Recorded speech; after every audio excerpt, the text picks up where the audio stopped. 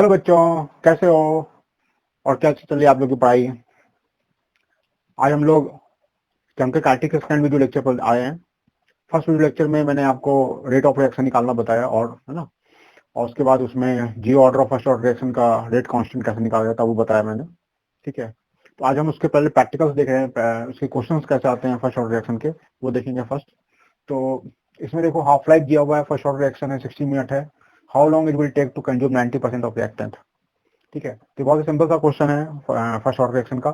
इसको हम लोग कैसे करेंगे बच्चों, तो इसको हम लोग करेंगे कि हाफ इक्वल टू होता है फर्स्ट ऑर्डर के लिए 0.6932 अपॉन के, ये होता है। तो हाफ लाइफ जिसका के जो हो जाएगा वो 0.6932 अपॉन टी हाफ होगा, this is equal to 0.6932 upon 60, है ना, ये मिनट इनवर्स हो जाएगा। और इसको फर्स्ट ऑर्डर रिएक्शन में पुट कर दें तो के इक्वल टू हो जाएगा 2.303 upon T log A not upon 80। ठीक है, तो के आपने निकाला बच्चों यहाँ पर 0.6932 upon 60, 2.303 upon T log A not, यानी स्टार्टिंग में 100 लेते हैं तो 90% रिएक्टेंट कंज्यूम हो चुका है, तो बचा हुआ 10 है। इसको सॉल्व करके you will get the value of T. इस तरह से हम इसको क्वेश्चंस करते हैं बच्चों। ठीक है, इसको पॉज करके आप नोट कर सकते हो। नेक्स्ट क्वेश्चन देखो ऐसा है, देखो फर्स्ट ऑर्डर रिएक्शन है, आपको निकालना time taken by reactant to consume 3/4 of the reactant. ठीक है, तो टी इक्वल टू हो जाएगा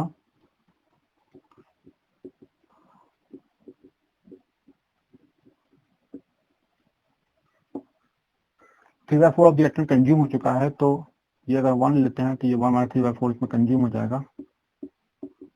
ठीक है, एंड टू हाफ की हाइट या इक्वल टू हो जाएगा 0.6932 अपॉन के। तो इसका दोनों रेशियो निकाल लेंगे, यू विल गेट, है ना, इसका रेशियो निकाल लेंगे।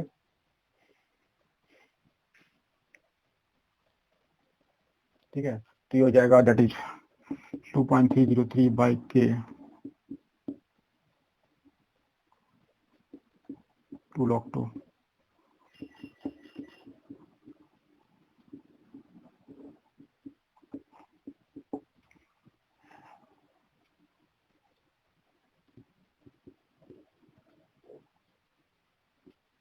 ये वैल्यू 2, इसे 2 आएगी ये वैल्यू।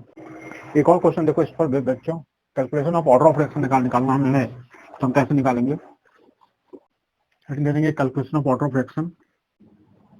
इस क्वेश्चन को पॉज करके आप नोट कर सकते हो। ठीक है, इसका ऑर्डर, इसको हम लोग कैसे निकालेंगे, तो इसमें देखेंगे हम लोग, इसका रेट लॉ लिखेंगे अगर हम, तो ये हो जाएगा rate equal to K E power alpha B to power beta, ये होगा। ठीक है, इसका रेट लॉ अगर हम देखें तो ये हो जाएगा 1.6 -4 इक्वल टू के, फर्स्ट इक्वेशन से 0.5 पावर अल्फा 0.5 पर पावर बीटा।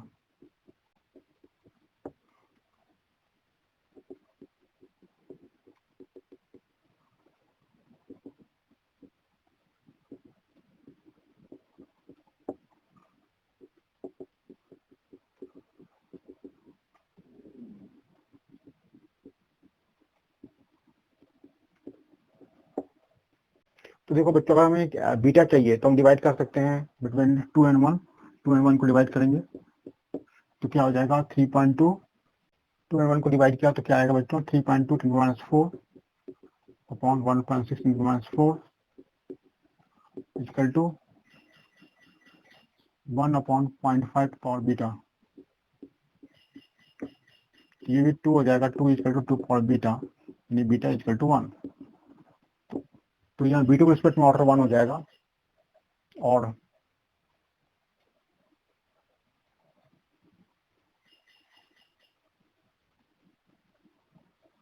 और 2 और 3 को डिवाइड कर दें तो क्या आएगा हमारा 2 and 3 को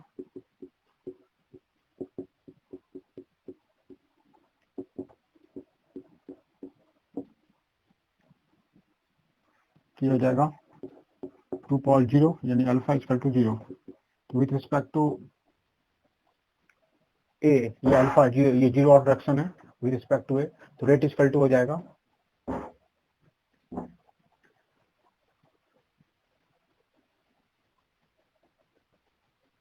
किसी एक इक्वेशन में अगर हम पुट कर दें इसके अंदर, मान लो इस इक्वेशन में पुट कर देते हैं तो हो जाएगा 1.6 माइनस 4 के 0.5 पे पावर 1 हो जाएगा। तो के इक्वल टू हो जाएगा 0.5 हो जाएगा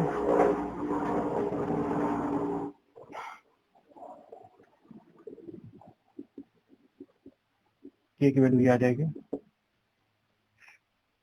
तो रेट लॉ एक्सप्रेशन क्या हो जाएगा, आर इक्वल टू हो जाएगा के की वैल्यू 0.4 है और 0.5 पे पावर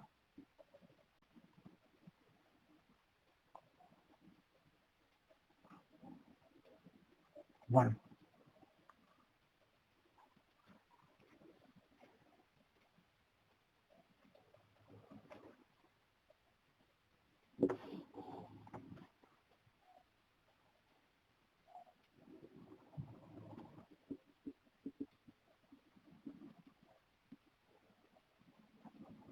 ये हो जाएगा बच्चों रेट लॉ एक्सप्रेशन, जिसको हम लोग निकाल देंगे बच्चों। एक और क्वेश्चन देख लेते हैं बच्चों। देखो बच्चों ये इसमें कहा है कि rate of disturbance of A2 निकालना है, ठीक है। तो ये प्रेशर जो है इंक्रीज कर रहा है 100 millimetre to 120 millimetre in 5 minutes. तो what is rate of disturbance of A2? तो यहाँ हो जाएगा बच्चों A2 इनिशियल प्रेशर जो 100 मिलीमीटर है, initial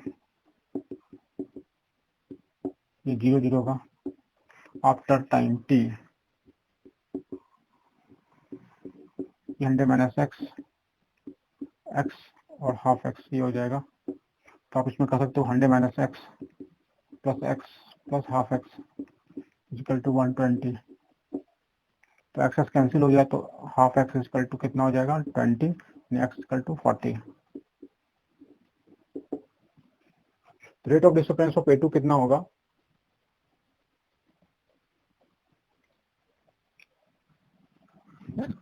rate of disappearance of A2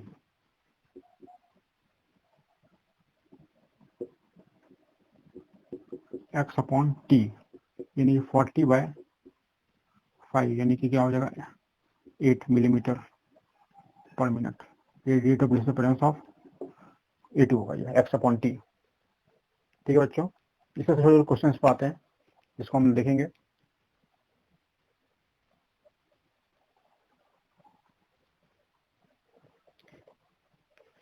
अब इसके बारे में बात करते हैं बच्चों। ये तो अभी तक फर्स्ट ऑर्डर रिएक्शन की हम बात कर रहे थे मेनली। अब हम डिस्कस करने जा रहे हैं second order reaction. Second order reaction कैसे निकालते हैं वो देखेंगे बच्चों। हम सेकंड ऑर्डर रिएक्शन की बात करते हैं बच्चों।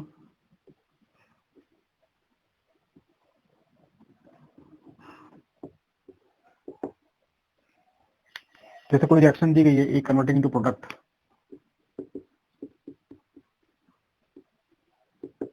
तो इसमें क्या होगा, ये सेकंड ऑर्डर रिएक्शन है तो minus D A by D T equal to हो जाएगा के पावर 2, के पावर 2 हो जाएगा तो D A by A power 2 equal to हो जाएगा minus K into D T.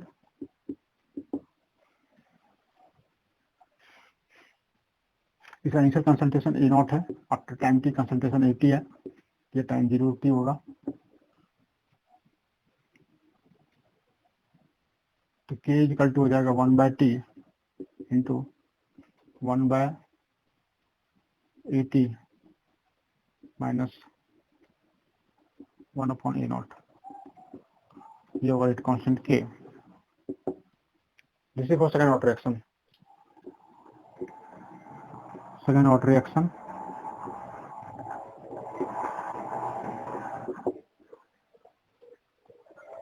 ठीक है।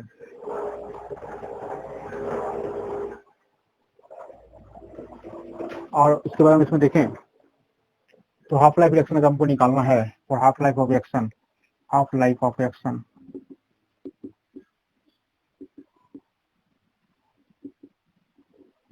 When T equal to T half होगा A T is equal to हो जाएगा ए नॉट बाय टू, ये वैल्यू उसमें पुट करेंगे तो के इज इक्वल टू हो जाएगा 1 बाय टी हाफ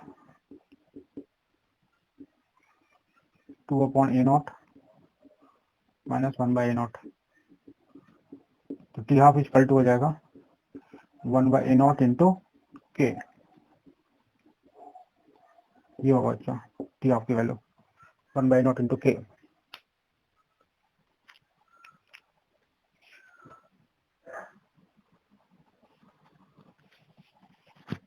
ठीक है बच्चों, ये फर्स्ट सेकंड ऑर्डर रिएक्शन थी आपकी। अब देखते हैं examples of second order reaction की बात करते हैं बच्चों। एग्जांपल्स ऑफ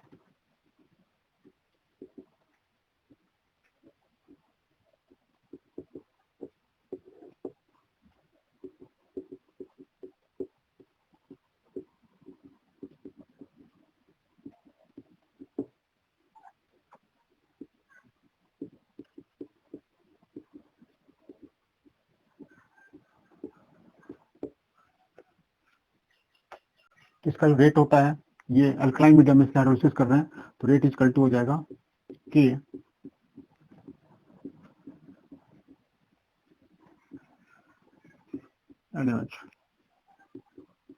ये हो जाएगा इसके अंदर। ठीक है, जैसे सेकंड ऑर्डर रिएक्शन थी बच्चों। अब इसके अंदर हम देखते हैं कि ऑफ रिएक्शन हम निकालना सीख रहे थे बच्चों। तो मैंने आपको बताया था ऑर्डर ऑफ रिएक्शन जो होती है एक्सपेरिमेंटल होती है, तो calculation of order of reaction का सेकंड मेथड है। एक तो मेथड आपको मैं बता चुका हूँ, calculation of order of reaction.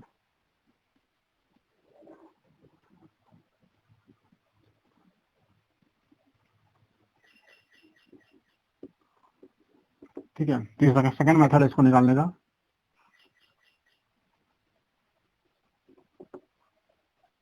देखो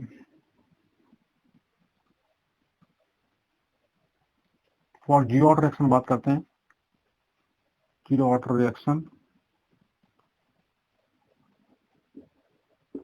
T half equal to A not by two K, ये आता है। फॉर फर्स्ट ऑर्डर रिएक्शन की बात करते हैं, फॉर फर्स्ट ऑर्डर रिएक्शन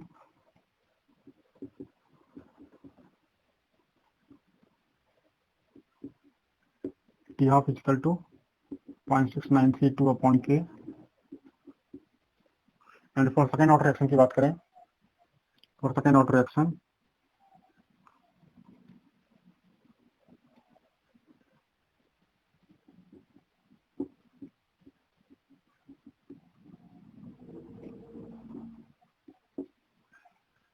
तो ये हमको जनरल, इसको हम जनरलाइज कर दें बच्चों, है ना, इसको जनरलाइज कर दें तो जनरल फॉर्म में ये हो जाएगा, जनरल फॉर्म इसका हो जाएगा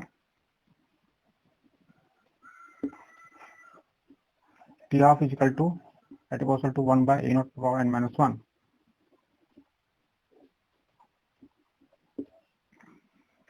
n is the order of reaction।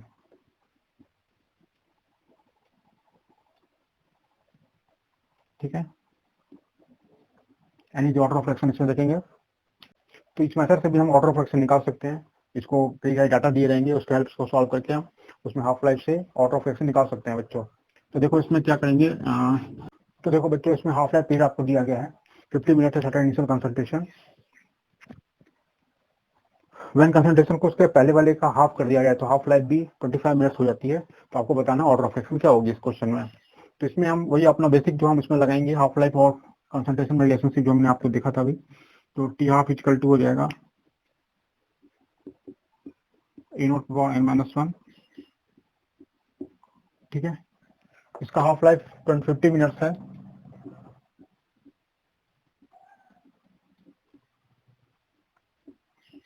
n minus 1 तो इसको 25 कर देते हैं तो इसका हाफ लाइफ जो रहता है ए not bye 2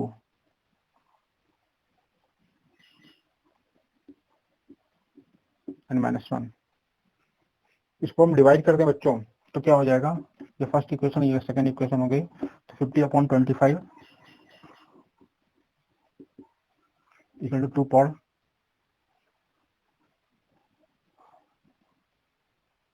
1 by 2 power n minus 1।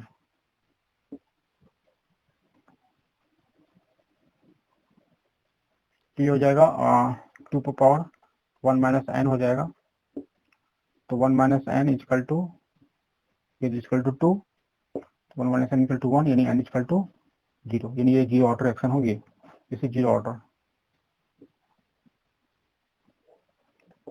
इसके बेसिस पर भी हम लोग क्या निकाल सकते हैं बच्चों, इसके ऑर्डर ऑफ एक्शन को निकाल सकते हैं। अगर हाफ लाइफ गिवन हो, हाफ लाइफ डाटा गिवन हो, तो उसके बेसिस पर भी हम ऑर्डर ऑफ एक्शन निकाल सकते हैं बच्चों इसमें। अब इसका बच्चों देखते हैं, इसमें हेडिंग देते हैं molecularity of the reaction. Molecularity of the reaction, the number of atom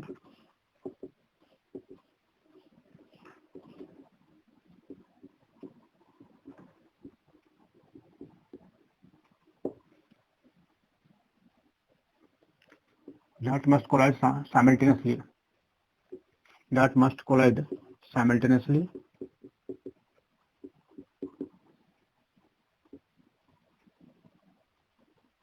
so as to result into chemical reaction.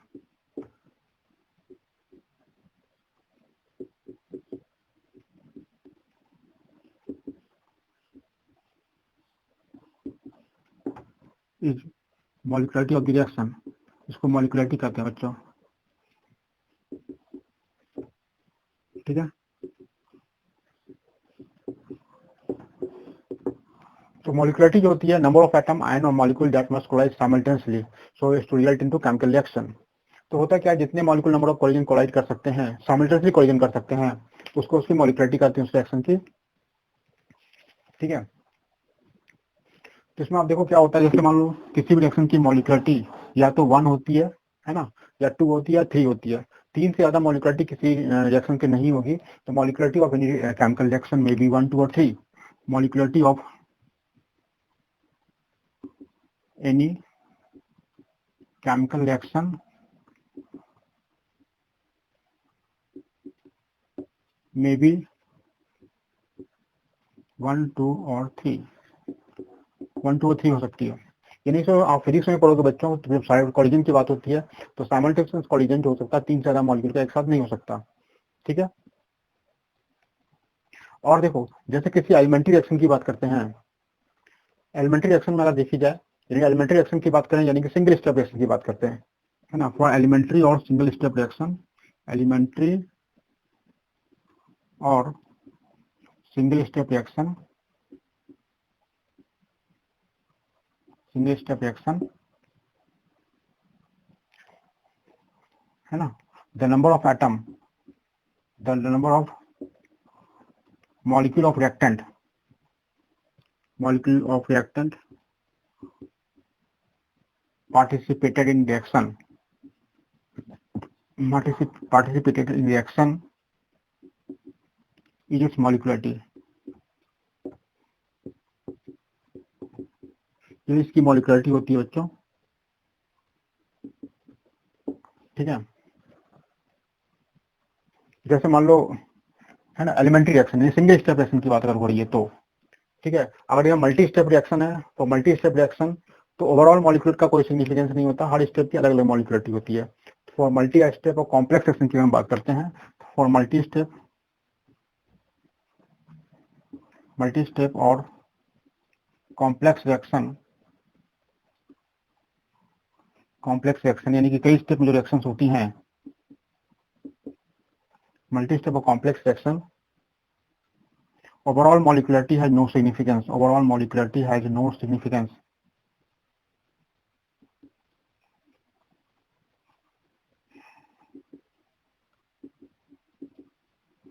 ठीक है। ओवरऑल मॉलिक्युलरिटी है नो सिग्निफिकेंस, उसकी कोई मॉलिक्युलरिटी का कोई सिग्निफिकेंस नहीं होता, ठीक है। जैसे फॉर एग्जांपल, इसको पॉज करके आप नोट कर सकते हो बच्चों, O2F2, O2 प्लस F2,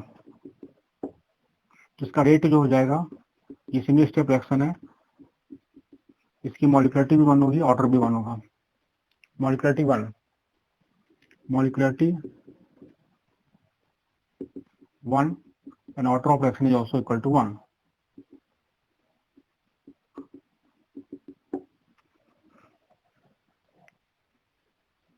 अब जैसे 2H चाहिए,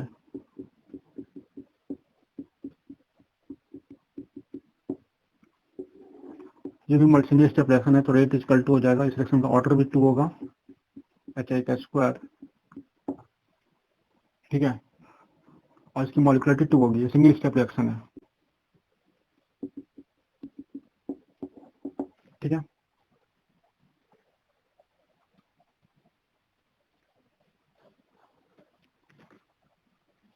तीसरी रिएक्शन ये पहली थी, ये दूसरी थी, जैसे 2NO प्लस O2 2NO2, इस रिएक्शन की मॉलिक्युलरिटी जो होगी that is equal to 3, molecularity equal to 3, ठीक है। लेकिन अगर हम मान लो कुछ कॉम्प्लेक्स रिएक्शन देखते हैं, इसको पॉज करके आप नोट कर सकते हो बच्चों, और कॉम्प्लेक्स रिएक्शन की बात करते हैं, for complex reaction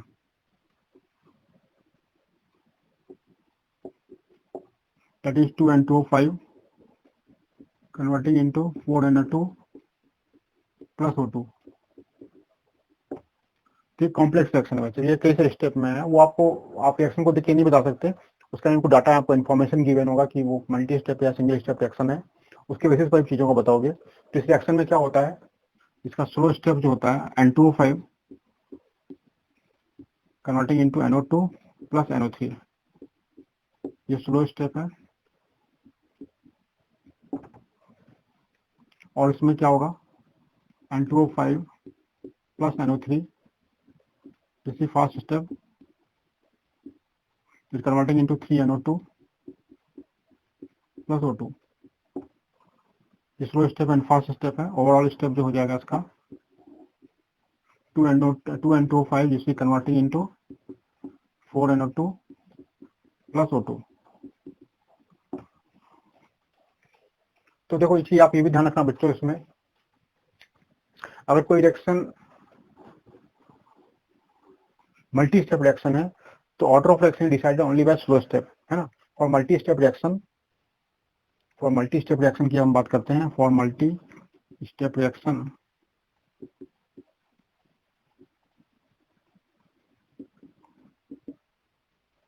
order is decided only by slow step, order is decided only by slow step, ठीक है। इसका स्लो स्टेप से डिसाइड करते हैं, यानी कि इसके अंदर क्या होगा, रेट जो हो जाएगा, है ना, इस रिएक्शन का रेट जो हो जाएगा, rate is equal to K N2O5/1, ये फर्स्ट ऑर्डर रिएक्शन होगी, ठीक है बच्चों, जैसे फर्स्ट ऑर्डर रिएक्शन। और मॉलिक्युलरिटी जो होगी हर एक स्टेप की अलग अलग होगी, जैसे इसकी रिएक्शन जो स्लो स्टेप की मॉलिक्युलरिटी जो होगी, इसकी मॉलिक्युलरिटी ओवरऑल मॉलिक्युलरिटी हम नहीं कह सकते इसके बारे में कुछ भी, लेकिन मॉलिक्युलरिटी जो फर्स्ट स्टेप की हो जाएगी मॉलिक्युलरिटी इक्वल टू 1, और इसकी रिएक्शन की मॉलिक्युलरिटी इक्वल टू 2, 1 and 2 होगी इसके अंदर। अभी देखो क्वेश्चन के फॉर्म में कैसे आता है बच्चों, वो देखेंगे हम लोग। बच्चों इसका रेट लॉ दिया गया है, तो क्वेश्चन में आपको ये बताना है what are the proper probable mechanism of this reaction, what is the probable mechanism of this reaction, what is probable mechanism of reaction.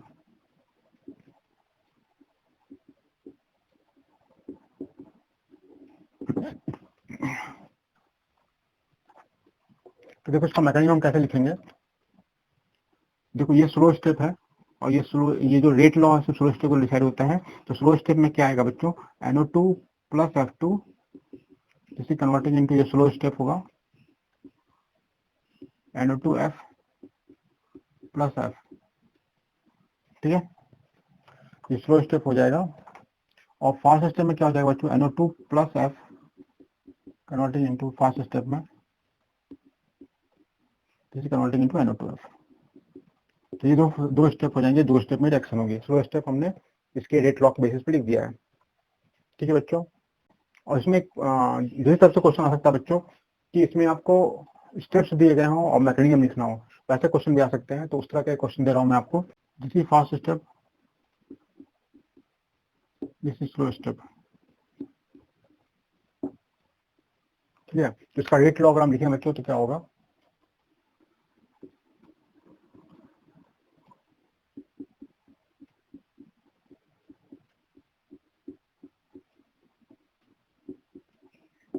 ये अब देखो NOBR2 जो आप दिख रहा है ये आपको गिवन इक्वेशन में नहीं है। रेट लॉ में सिर्फ वही एक्सप्रेशन होनी चाहिए जो गिवन रिएक्शन में हो। NOBR2 आपको गिवन रिएक्शन में नहीं है तो NOBR2 को आपको रिमूव करना होगा, है ना। NOBR2 को आप कैसे रिमूव करोगे, फ्रॉम फर्स्ट स्टेप। तो यहाँ पर क्या होगा, K इक्वल टू, यहाँ से आप देखें तो K इक्वल टू हो जाएगा NOBR2 अपॉन NONBR2। तो इससे क्या हो जाएगा, NOBR2 इक्वल टू हो जाएगा K NO इंटू BR2। और ये वैल्यू को इस गिवन इक्वेशन में आप पुट कर दोगे तो इसका रेट लॉ हो जाएगा, रेट इक्वल टू हो जाएगा K इंटू ये K डैश ले लेते हैं, K dash NO into BR2 into NO। तो K डबल डैश हो जाएगा NO square and BR2 rate हो जाएगा। ठीक है बच्चों, इस तरह से हम रेट लॉ निकाल लेंगे। अब देखो इसका रेट लॉ कैसे लिखेंगे बच्चों, ये रिएक्शन दी कि इसके दो स्टेप्स हैं, slow step and fast step. तो मैंने आपको बताया था रेट लॉ हमेशा सिर्फ स्लो स्टेप से लिखा जाता है। तो रेट इक्वल टू हो जाएगा, इस रिएक्शन का रेट इक्वल टू हो जाएगा K into O into O3, ये होगा, दिस इज स्लो स्टेप। अब देखो ये जो O है, जैसा कि आप ये देख रहे हो, ये O जो है ये गिवन इक्वेशन में नहीं है, this is not in given equation. तो ये O को आपको यहाँ से रिमूव करना होगा। तो रिमूव कैसे करेंगे इसको, with the help of first step. तो ये हो जाएगा KC इज इक्वल टू हो जाएगा O2 into O upon O3। तो O इज इक्वल टू हो जाएगा KC into O3 upon O2। ठीक है, और ये वैल्यू को इसमें पुट कर देंगे तो रेट लॉ हमारा आ जाएगा, rate is equal to K into KC into O3 upon O2 and O2 and O3 sorry. तो ये हो जाएगा K double dash O3 square and O2 power -1, O3 square O2 power -1। तो O3 के respect में ऑर्डर 2 होगा और O2 के रिस्पेक्ट में ऑर्डर -1 होगा इसमें। ठीक है, तो इस तरह से क्वेश्चन इसमें आते हैं बच्चों। इसमें एक टर्म और आता है बच्चों, सूडो फर्स्ट ऑर्डर रिएक्शन, वो भी देख लेते हैं हम लोग, सूडो फर्स्ट ऑर्डर रिएक्शन। तो बच्चों ये जो है हाइड्रोलिसिस और कैन शुगर जो है जैसे फर्स्ट ऑर्डर रिएक्शन, इसमें आप देख सकते हो वाटर एक्सेस में है, वाटर इन एक्सेस पोजीशन। तो रेट लॉ में हम एक्सेस वाली चीज नहीं लिखते हैं, तो उसके अंदर चेंज होता है बहुत नेग्लिजिबल होता है। तो रेट लॉ में इसमें लिखते हैं ऐसा, रेट इक्वल टू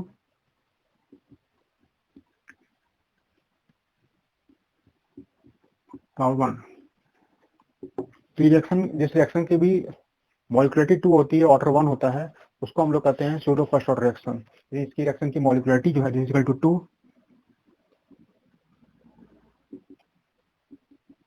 ऑर्डर 1 है, that why it is called pseudo first order reaction. ठीक है, दूसरी रिएक्शन आप इसमें लिख सकते हो no, molecular 2 and order 1।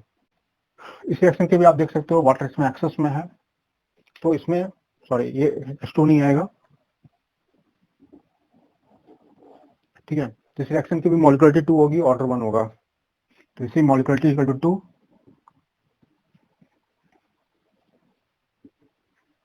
And order 1। ठीक है बच्चों, किस तरह से इसमें होता है, किस तरह से हमने इस रिएक्शन के बारे में पढ़े, फर्स्ट ऑर्डर रिएक्शन हम कैसे निकालते हैं, इसका मॉलिक्युलरिटी क्या होती है, ऑर्डर क्या होता है, ये सब हमने देखा इसमें। ठीक है, तो बाकी की जो चीजें हैं उसके अलावा जो रिएक्शन रेट, कोलिजन फ्रीक्वेंसी, है ना, fraction of molecular effective collisions, ये सब चीजें जो हैं हम लोग नेक्स्ट लेक्चर में पढ़ेंगे, है ना, उसके बारे में देखेंगे हम लोग। ठीक है बच्चों।